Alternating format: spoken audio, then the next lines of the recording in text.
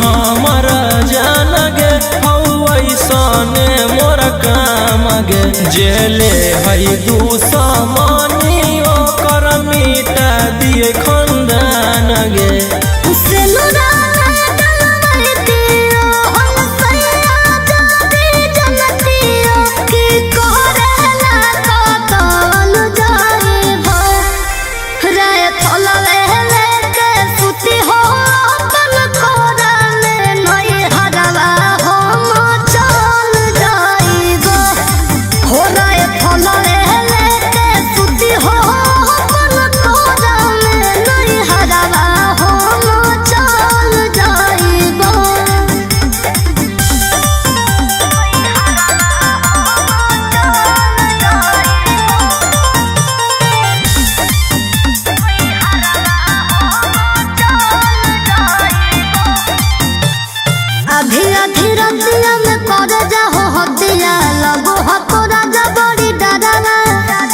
हमारा न चाहिए रंगदारी के कमाई प्यार से रहो खाली घरवा